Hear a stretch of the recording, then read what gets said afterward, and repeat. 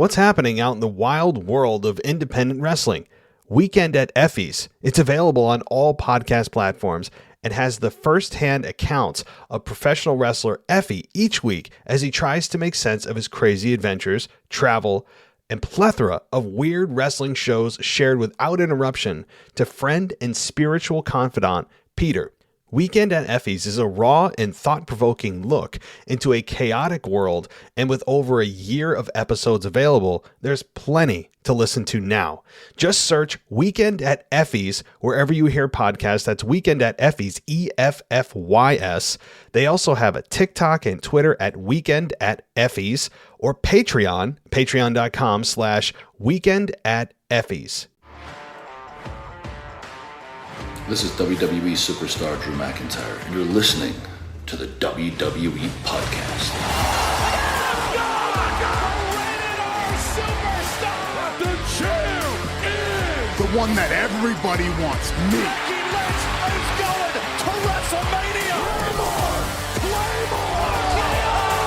Austin 316 says I just whipped your ass. This is my iron. You're going to acknowledge me.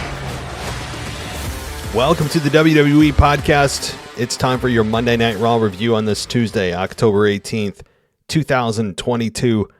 And we're going to discuss a Raw that honestly may have been Triple H's worst Raw that he's produced. Now, that's not to say it was a bad show, because since he's taken the helm, he has produced some fun, refreshing content. And I don't want to put down the entire show. It wasn't a bad show.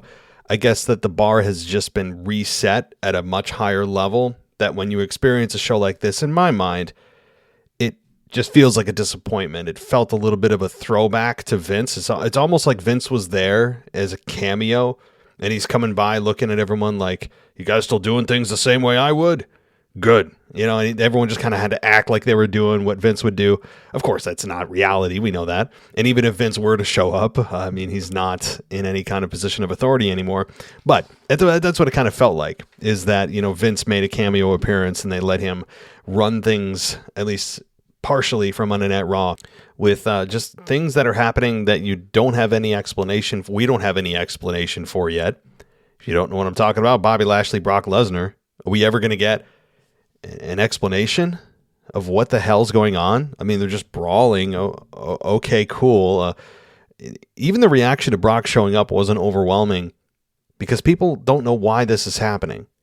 Even a megastar like Brock Lesnar, if you don't give us some context as to exactly what the hell's going on and why you're attacking Lashley, are we just supposed to be all mystified and just totally taken back by how big of stars they are, and it doesn't need a story, they're just battle? No.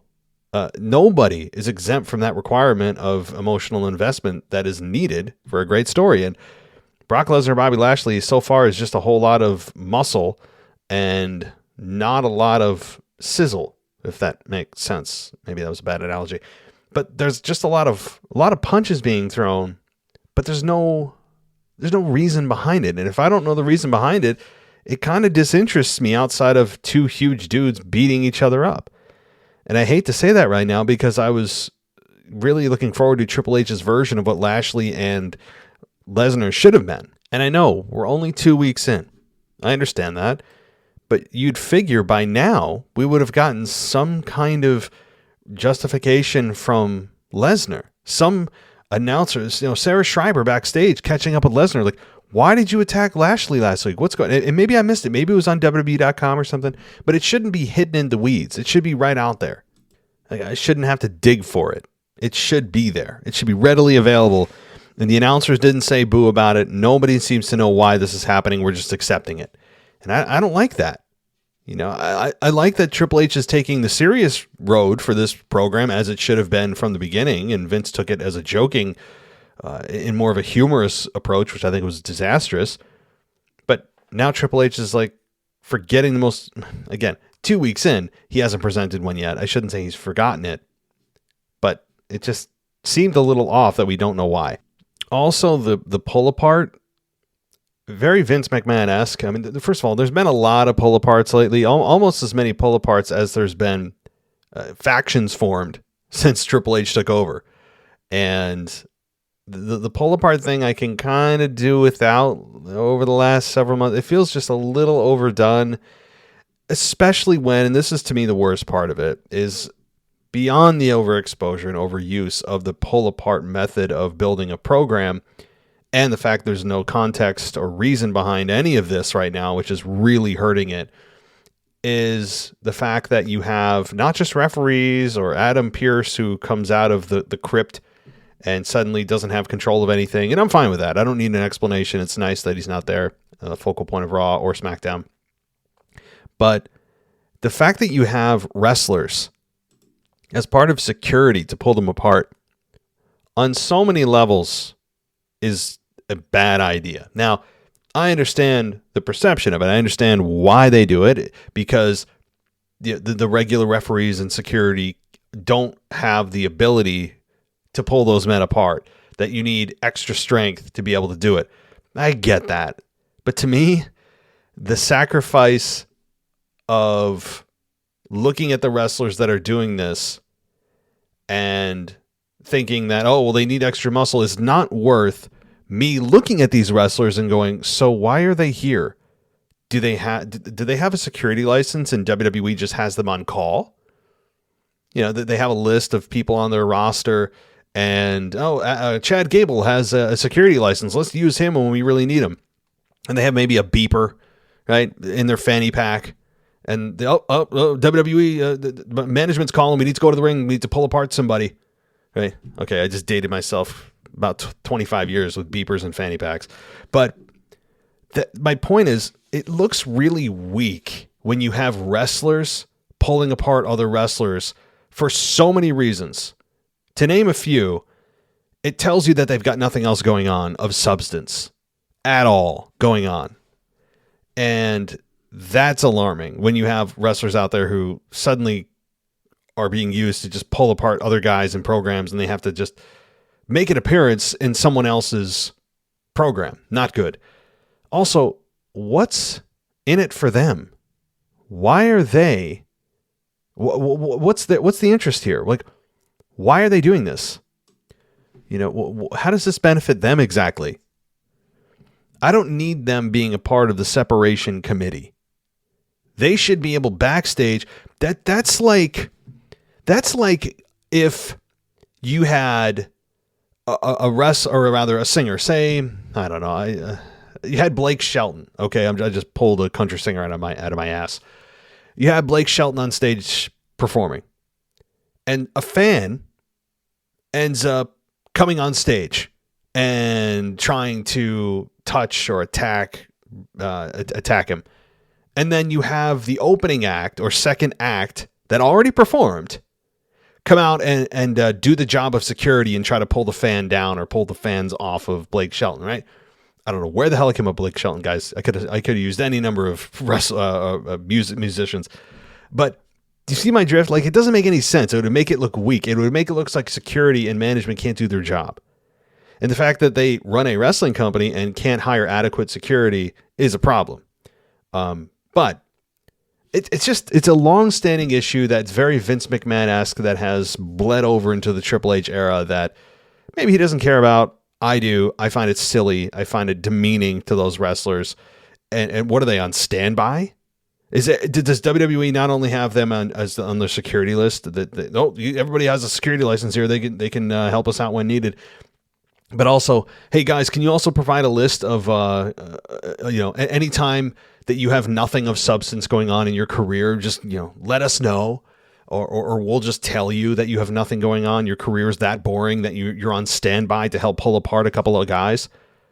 It's so stupid, and I always have a problem with that for just so many reasons, and I'll leave it at that. To me, this didn't do much at all. Okay, Lashley got the upper hand and left Lesnar laying.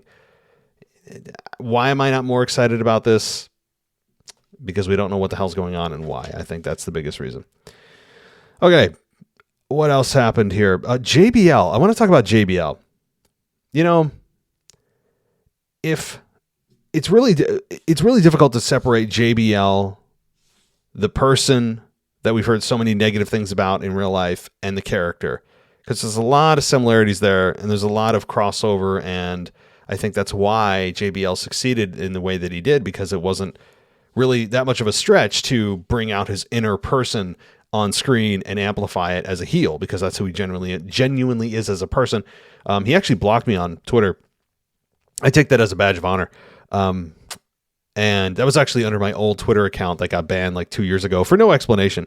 And I had like 45,000 followers. I'm still not happy about that.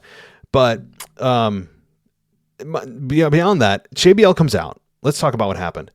And the crowd was seemed like happy to see him. Like, oh, cool, JBL's here. We don't know why. And the Oklahoma crowd cheered for him. But if you know anything about JBL, and maybe you don't, but he is a huge Texas Longhorns fan. Football, Texas, everything. And Oklahoma and Texas have a massive rivalry, football and otherwise. They don't like each other at all. So him as a Texan coming out and turned on the crowd pretty quickly and talking about how his Texans destroyed the Oklahoma Sooners 49-0, put up half of a century of points or something. They basically beat their football team 50-0, and the crowd hated it. And he totally turned on the crowd and talked about how it takes a lot for him to get off of his private island and to come out here and do something important. So he brings out Baron Corbin. What? I don't know what to say about that. Again, and the reason is not because I hate it. I just don't know what to make of this.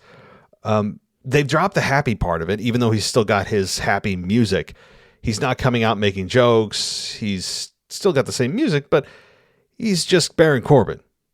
That's it. We've seen several iterations of Baron Corbin, the Lone Wolf, into he was an authority figure for a while, and then he became Bum Corbin, King Corbin, to Bum Corbin, to Happy Corbin, to just Baron Corbin. So there's been tweaks and twists and turns in his character, and now JBL finds it in himself to back this guy. I don't know what to make of this, because JBL is a really good speaker. As much as what I think about him on a personal level and all that, things I've heard, not great, not a big fan, but in ring and on the mic, he's good. He is. And he just basically came out to endorse Corbin. Now, do I think that JBL is going to be there on a weekly basis to be his manager? I don't know. I think that's a possibility, but how deep does JBL want to get back into the wrestling business there? I mean, because being a manager, at some point, you're going to get physically involved. I'm not saying JBL's going to have another match, but he's going to get back into the ring and maybe take a bump or hit a clothesline from hell on somebody, or here and there. So I don't know if this is a long-term relationship or he was just there to turn heel and get some steam behind Baron Corbin's return. So, there's that. And we did have the match here between Corbin and Ziggler, which was fine. The hilarious part though is when the victory over Ziggler was framed as some kind of massive victory. I think it was, who was it? One of the announcers, I can't remember who it was. Kevin Patrick maybe said that Baron Corbin is now a force to be reckoned with. And I'm like, he beat Dolph Ziggler, the punching bag of Monday Night Raw. The guy loses. He has more losses on his record than most guys on the roster. I actually wanted to look up Ziggler's win-loss record in WWE. And this is just WWE, not the independents, not any other promotion he's been on. Just win-loss. And here's how many wins he's had in his career. 678. He's had 822 losses. So 44% of the time he wins. 54% of the time he loses. And there was a small percentage of draws. So, or Broadways, for those that know that term from many years ago. He loses a lot. Okay. He loses more than half the time. And that's not exactly a really high hurdle to jump over and to use. I wouldn't beat, if I was a wrestler, I wouldn't say that beating Dolph Ziggler would go on my resume and I wouldn't bring it up in an interview, right? Like Dolph Ziggler he's just kind of there. He's the gatekeeper. He's the guy that they know anyone can work with. So he wears many hats. He is, he's a great seller. People look at him as the next Shawn Michaels, all that, which obviously is not the case anymore. But my point is, having Corbin beat Ziggler is the most ho-hum victory you can have on your return back. And they tried to sell it as some big victory. It's like, no, this is like, this is not a big victory at all. But fine, he gets a victory. JBL reintroduces him. And now he's the modern day wrestling god. That's how JBL framed Corbin, the modern day wrestling god. Yeah, I don't think that's going to stick. You can't do a knockoff of a gimmick and expect that to stick. It's just not. I really don't think they know what to do with Corbin. That's what I really think. I feel like they just kind of are. They're throwing him out there. He didn't say a word. His moveset's the same. His music's the same. They took happy out of his name. That's fine. But that's it. This is not really a transformation. Now, maybe if JBL sticks with him, that could help or over time. But Corbin's a good talker on his own. He's not a mute. He's not somebody that is a bad promo. Corbin, I think, is a better promo than most people think he is. And I'm giving credit to him. And I think he's also good to very good in the ring at times. I think Corbin oftentimes gets a bad rap for whatever reason. But I think his character is what really hurts him because it's bland. And it doesn't feel like right now he has a true direction. It's just, okay, he's associated with JBL. But okay, let me know what you guys think. By the way, tomorrow's mailbag is open. If you'd like to, I'll be recording maybe late tomorrow night, but more likely Thursday for the mailbag as I record video on Wednesday nights. So that's generally how it works. But try to get me your emails or voicemails in by tomorrow. If you're looking for the contact info, you can look for that in the show description of any mailbag. All of our mailbags have the phone number and the email that you can send in your questions to, and I'll answer them. So anyway, yeah, not a very impressive win with Ziggler, who loses 54% of the time. And yeah, so okay. The other thing, and guys, I really hate to be negative here, but maybe it's been so long since I've been negative on a Monday Night Raw that this is deserving. Because Triple H has been so good, and I'm not crapping on Triple H. You're going to have kind of a lame-o show for, you can't keep it up forever, and that's fine. But Elias coming out and saying that he's about to get emotional, he's going to sing, he's going to play a song. He had a piano in front of him, and the most overused cliche, the most really like overused method of interrupting Elias as he's about to sing or during his song. I mean, it's got to be like, has Elias ever completed a song and not been interrupted? I don't know. That'd be a stat to look up. It's got to be probably like one song out of his like hundreds he's done, or at least attempted to do. But that wasn't really concerned for me. Not even the overuse of people interrupting Elias, which is just, yeah, that's its own kind of issue. But it's Riddle here. Riddle is more concerning to me because he comes out to almost no reaction. I mean, maybe it didn't translate well on television, but his reaction was problematic for me. And maybe that's because we didn't really want to see anyone interrupt Elias. We haven't seen Elias in a while. We're like, oh, okay, let's see what kind of song he's got. And I think people are genuinely interested in it. And instead we get Riddle interrupting, not in a heel way, because he actually said he likes Elias. He's a big fan. He's got a couple of bongs. LOL. We're all supposed to wink and nod that everyone knows he's a pothead. Okay, let's move on. But that's the inside joke. And then, that's pretty much it. I think the silliness of Riddle here set him back a bit, and also interrupting Elias is not something people wanted to see. I just don't think they did. It was not the best night for Riddle. Let me just say that, at least in this segment specifically. All right, let's move on. The Miz attacked Dexter Lumis before their match. It prevented the match and Lumis getting a Raw contract. Earlier in the night, The Miz tried to fake a knee injury to get out of the match, and Johnny Gargano repeatedly told The Miz he just needed to come clean about something to make Lumis stop stalking him.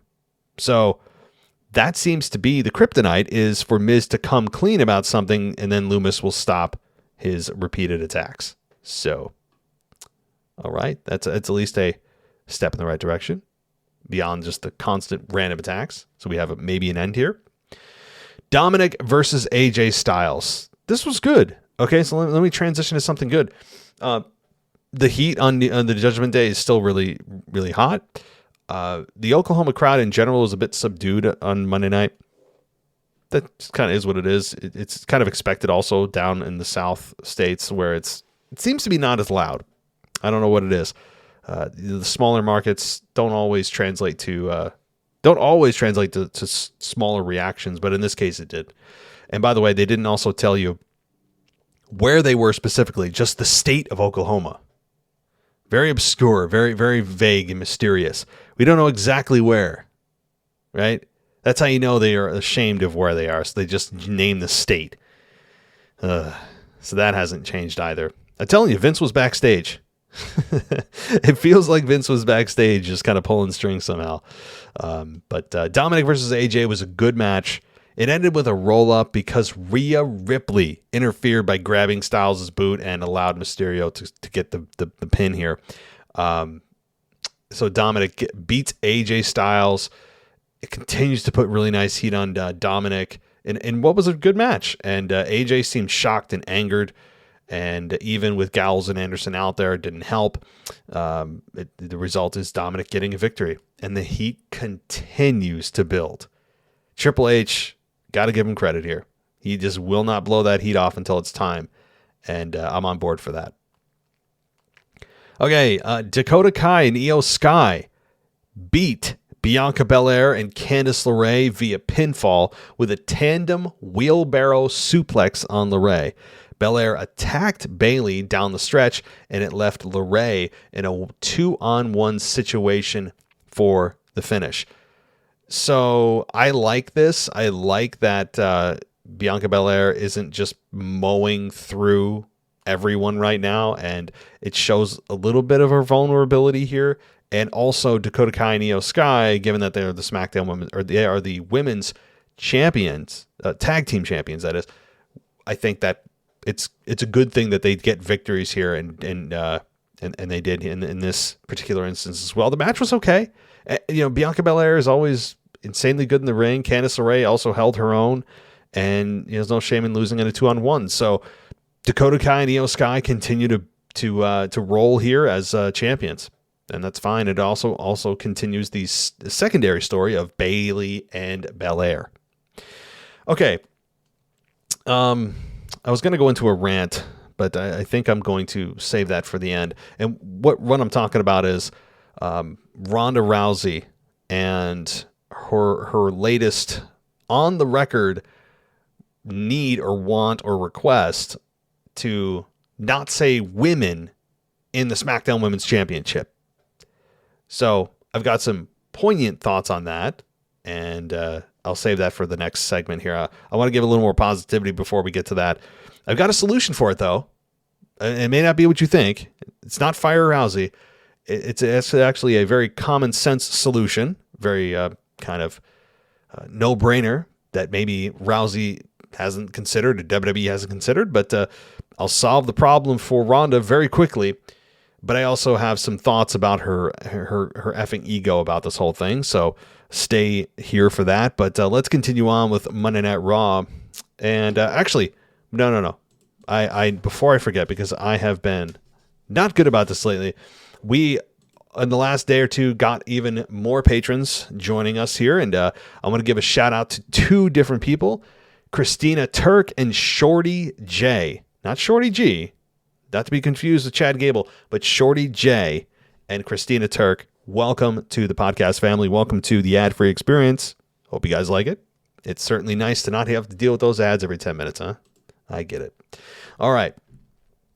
So thank you, patrons. And again, you can join them at patreon.com/WWE podcast if you also want to become a part of the group here, part of the family.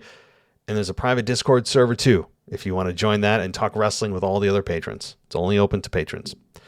Okay. Let's see. The OC, Luke Gallows and Carl Anderson take out Alpha Academy after hitting Chad Gable with a magic killer. And I'd imagine that, Chad did do double duty last night, okay? He had the important role, the very important role of pulling apart Lashley and Lesnar, which I already went over before. He was kind of at the forefront of that, and so he had to do double duty and actually have a match, of which he lost. And did you really expect Luke Gallows and Carl Anderson to really lose this? They just got back. They need some momentum coming their way, and Alpha Academy hasn't won a match, it feels like, in 3 years, so this is fine with me. But I also would recommend that Gallows and Anderson get on the microphone. Yeah, okay, you're back, and we do the too sweet thing and all that. Can we do something else? Can you tell us why you're back? What are your goals? Maybe you want to challenge the Usos for the SmackDown Tag Team or the Undisputed Tag Team Championships. What are your goals? I don't know. Give us something. And I don't think they know what to tell Anderson and Gallows to say because they don't have anything for them to say right now. But it feels like they also could use some words, just as Lesnar could use some words as to what's going on, what's in your head, why are you back? Just basic answers. I don't need an in-depth thesis. I don't need a dissertation on it. I just need basics so I can follow what's going on. I can understand what you're doing and why you're doing it.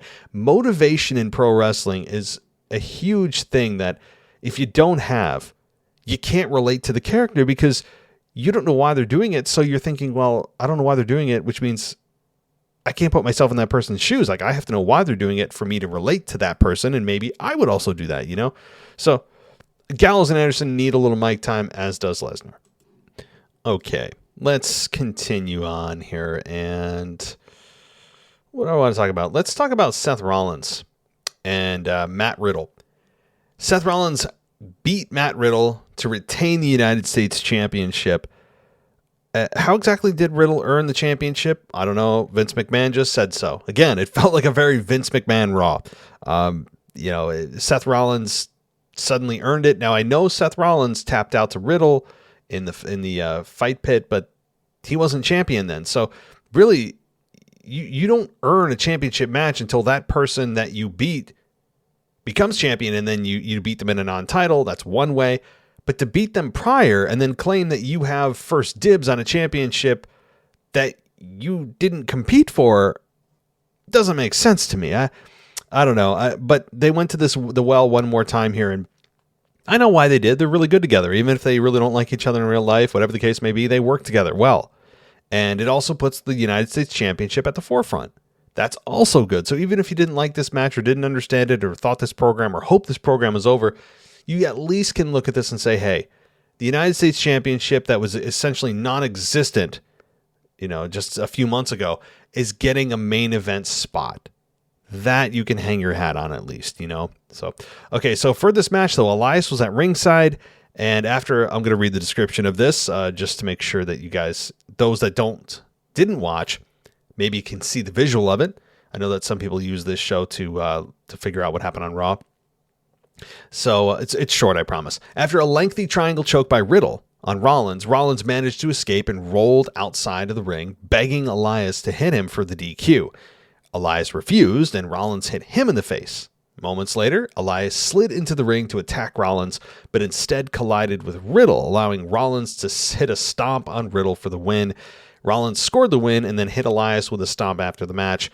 And as Rollins lined up to hit Rollins lined up to hit Riddle with the stomp on the title belt, Mustafa Ali ran in and took down Elias. The attack forced Rollins to run away through the crowd to end the show. It feels like an ending to Raw that is underwhelming, yes, because star power was really low. Yes, Seth Rollins is a star, but Ali, I'm not going to crap on the decision, because how often do we sit here as fans and say they need new stars, they need new stars? Well, new stars don't just grow on trees.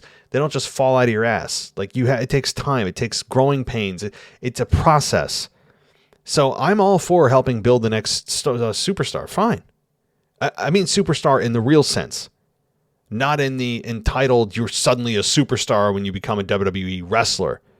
That whole nonsense of a label. A true superstar. I'm for the process. It is a little bit, I don't want to say boring, just kind of disengaging when they're in the infancy stage of trying to build a new star, because you're used to seeing the massive stars close the show, a big ending. In this case, it's just Mustafa Ali getting a part on the show that he has maybe never gotten in the main event of the show on a Monday Night Raw on the road to the Crown Jewel event on November 5th. So, I didn't hate it. It just was unexpected. Now, this happened because Rollins made a new enemy after he, earlier in the night, came out to celebrate capturing the U.S. Championship, and he was interrupted by Ali, who said he still wanted his shot at the title as he was supposed to get when Lashley was champion. And then Rollins said he liked Ali before punching him. That's one thing I also want to highlight that was really good. Okay, I'm trying to balance out some of the criticisms of Raw here. Is what Rollins did here was awesome with Ali, because he got the crowd to sing along to his music, which is not heel like, by the way. You don't want crowd interaction. You as a heel, you want the crowd to boo you, and that's essentially all you want. But fine. We're in the era of cool heels.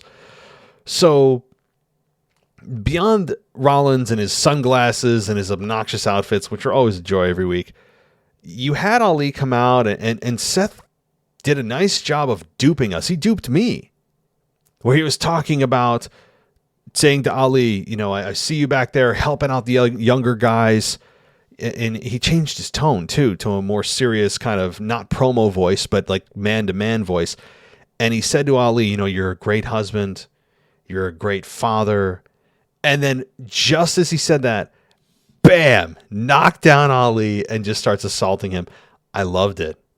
The timing of it was just such a D move, an a-hole move. I didn't expect it, because his tone was just like he was just having a normal conversation, and then out of nowhere just decks him. It was perfect.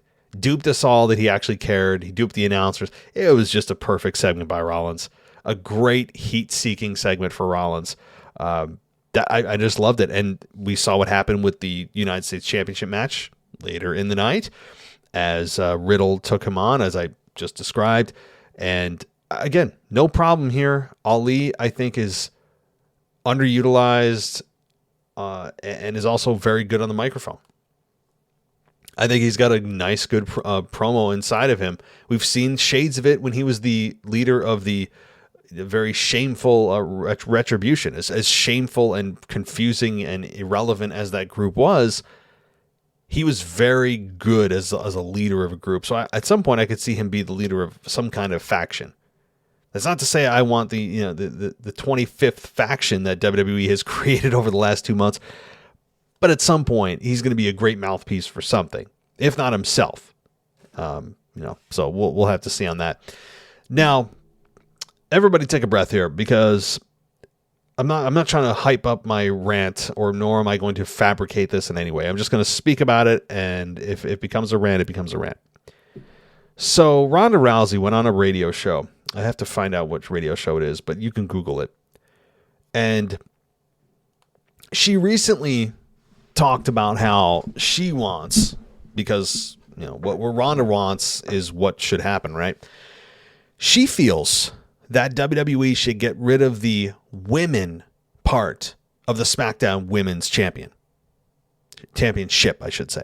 Now, we heard her slip up a couple of times over the last couple of months, where she would say SmackDown Championship instead of SmackDown Women's Championship. And she even on air said, kind of quickly, like, we shouldn't have to say women. It's a SmackDown shit. Like, she would get annoyed by the fact that she screwed up, and that she wants to just say SmackDown Championship, like a 5-year-old. Now, before I give you my solution to this, which is very simple, and I actually don't hate the solution, and it would actually make her happy and probably make the women happy and everybody happy. The argument against this is, well, the men don't have to have men's championship. I'm also going to address that. Okay. But before I do that, I want to just say to Ronda Rousey, okay, because I'm sure she listens to this show with bated breath every day, just waiting for an episode to drop. This is the part of Ronda Rousey that makes me crazy. This is the part of Ronda Rousey that is the part that makes me want to see Holly Holm, rearrange her face again. It's the entitled, egomaniac, narcissistic version of Ronda. And how do I know all those things? What right do you have? What right do you have to demand that WWE change the name of a championship? There's quite a lineage of women who have carried that SmackDown Women's Championship. Charlotte, Becky, Sasha, Naomi, just to name a few. Okay? The four horsewomen have all held it. And not one woman had a problem with that.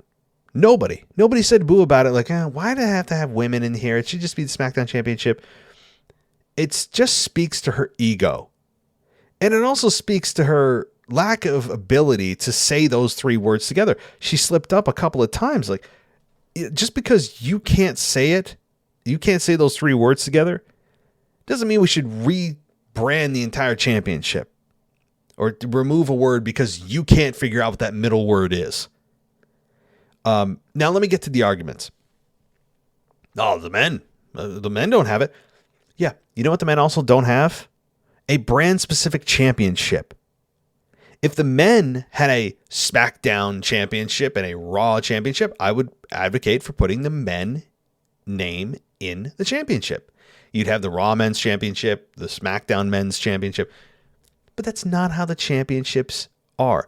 These championships that the men compete for existed way before women's wrestling was ever relevant, and you guys were still just sex objects to the television audience, the millions at home. So these championships were inherently for the men. Yes, and when you had women who were actually legitimate wrestlers, which there were several over the years, even during the era of sexualizing the women, okay, Trish Stratus, Lita were pioneers in this. You had a women's championship, okay? That's why you don't have men in there, because it's implied that you don't need, again, for decades, championships have been won and lost by men. Women's wrestling only became relevant over the last 5 to 10 years in WWE. And I'm glad. I really enjoy it. There have been some weeks I enjoyed the women's programs and matches more than the men's. Okay, and they've had some stellar matchups. They've got some ultra talented women. The Bianca Belair is, I think, the best women's athlete WWE's ever had, bar none. All that's wonderful. But here's the kicker. Here's the solution. Okay, here's the solution, Rhonda. If you're allergic to having to say those three words, or you feel like it's demeaning to women, which I'd love to hear that argument. How is it demeaning to women? I'd love to hear somebody say that. They're putting women's in a women's championship. Here's how you do it. You change the name of the championship. You don't change it to the SmackDown championship or the Raw championship. No. That's sophomoric. That's kindergarten level. Why not come up with a women's world championship? Except you name it something else. Okay? You take the women out and you name it something else. If you name it the same as a men's championship, the people are going to get confused. It can't be the same. You can name it something else. Now, I don't have examples of what you could call it, but you could come up with a world championship for the women that doesn't include the word women in the belt. Do I think they're going to end up changing it? I don't. This is a whole lot of nothing for me. If you want to me, here's what I would do. I would, beyond that solution of just coming up with another name for the championship instead of making it brand specific, what you could do is just add the word women's to Women's World Championship, right? The Women's World Championship. You don't want to put heavyweight, right? Because the weight of women is irrelevant in the championship name in WWE. But the Women's World Championship. Okay. How simple is that, right? But I actually would agree that the SmackDown and Raw Women's Championship names should probably be retired, especially given the fact that you don't really have a brand split. And the more we go on here, the more I realize they're not going to do a draft. And that may be for the best for WWE, because if they do a draft, they know they're not going to be able to hold themselves to their own rules. We've seen them violate it, just in a couple weeks before. I mean, they literally can't help themselves. So what they've done is make themselves this kind of quasi brand split. There's not really one, but there is, and you can do trades. So they're kind of leaving everything alone, and they'll move people as they need to. That's what they've done. That's how JBL brought back Corbin. That's what he said, was he did a trade, Ray for Corbin, and as JBL ran down Rey Mysterio too. But if they're going to do that, fine. I'd rather have them do that and have kind of a soft brand split than tell me there's a draft and then violate the rules a week later. So, but anyway, Ronda Rousey is just the worst. I mean, she's just the worst, I have to say. Like, on a personal level, I mean, you've had dozens of women carry that championship and no one said anything about it until Rousey comes along and she's like, well, I'm the biggest star that's held this. But if I speak up, they can use my voice. To do what? Remove the word women? Bad choice. Bad. But again, that's Rousey for you. Maybe she can go eat some avocado toast or something. Remember that promo? Good God. Okay. Well, I think that does it for me tonight for the Monday Night Raw review. I hope you guys have enjoyed this. I'll be back Thursday, most likely. I want to say tomorrow, but I don't want to lie to you. Probably Thursday. A miracle will be tomorrow, but more likely Thursday for the mailbag. If you want info on how to get in touch with us and be a part of the mailbag, description, notes of the show for every mailbag is where that will live. So join us on Patreon. If you want to get ad-free everything for $1 a month, patreon.com/WWE podcast. Also, Apple Podcasts allows that as well. For 99 cents a month on Apple Podcasts or $10 a year, you can get yourself ad-free everything. And I'd appreciate it. We also have a website, if you didn't know, www.podcast.com. All right. I think I've said enough. I just double checking my notes here because I was really heated about that with Ronda Rousey. Yeah, I think I did. All right. Thanks, everybody, for listening. Take care, and I'll talk to you next time. What's happening out in the wild world of independent wrestling? Weekend at Effie's. It's available on all podcast platforms and has the first-hand accounts of professional wrestler Effie each week as he tries to make sense of his crazy adventures, travel, and plethora of weird wrestling shows shared without interruption to friend and spiritual confidant Peter. Weekend at Effie's is a raw and thought-provoking look into a chaotic world, and with over a year of episodes available, there's plenty to listen to now. Just search Weekend at Effie's wherever you hear podcasts. That's Weekend at Effie's, EFFYS. They also have a TikTok and Twitter at Weekend at Effie's, or Patreon, patreon.com/Weekend at Effie's. Thanks for listening to the WWE Podcast. Don't forget to subscribe on your favorite podcast app so you don't miss a show, or head to WWEpodcast.com. And for all of these shows ad-free, head over to patreon.com/WWE Podcast. Until then, we'll see you next time.